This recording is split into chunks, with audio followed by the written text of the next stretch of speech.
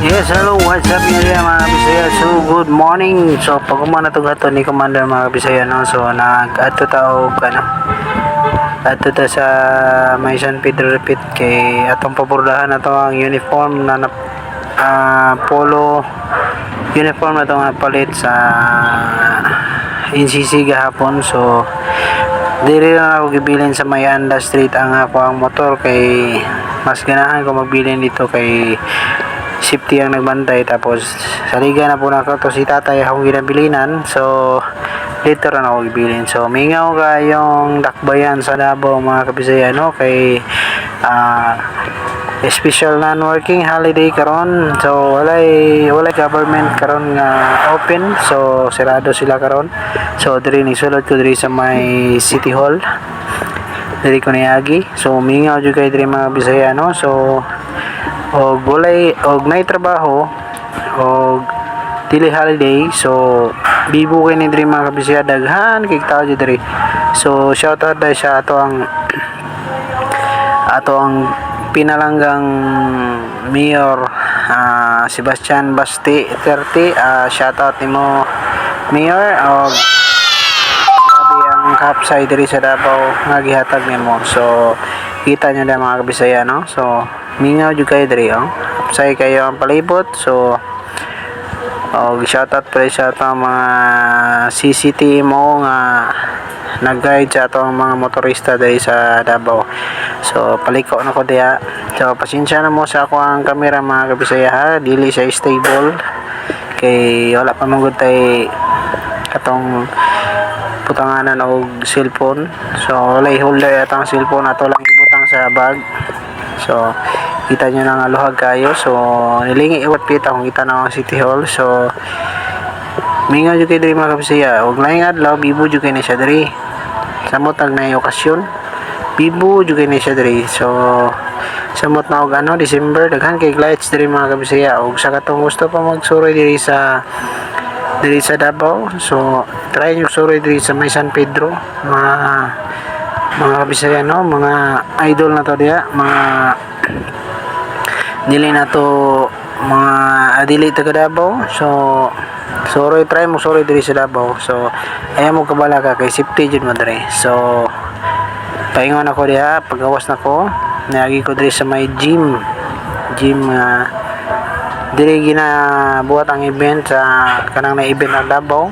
Diri sila nag-event. So pagawas na ko diha sa may padong na ko na sa may Sanggunian. So diha unahan mga Kabisaya at mga nasanggunian na diha ang San Pedro Church. So diri sa pedestrian jud agi mga Kabisaya, no? So naara bay policy diri sa Davao na kailangan jud ka og motabok ka og kasada, kailangan jud naa jud sa pedestrian. So nga nakadisiplinado ang mga taga Davao.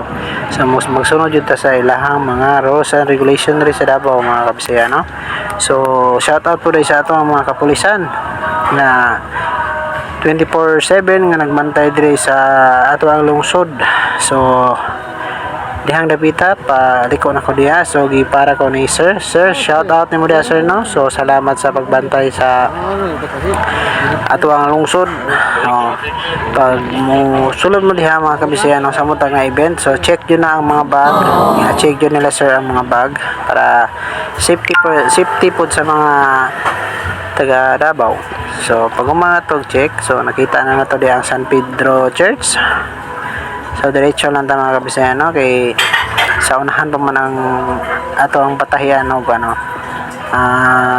magpaborda dito og pangalan sa ato ang company nga atong gitrabaho, no? So mahalag init baktasan ta. So basig matingala mo, no, wala ko gi-parking, wala lang ko ni ato dito sa akong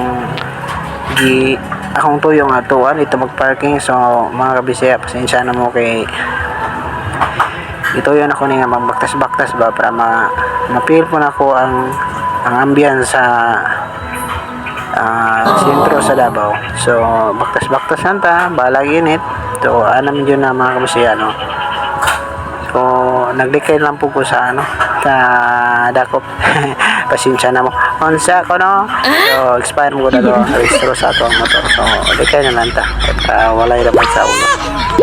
So another na po pedestrian So basta makita gani mo pedestrian diha jud mo agi mga kabisaya para safety mo.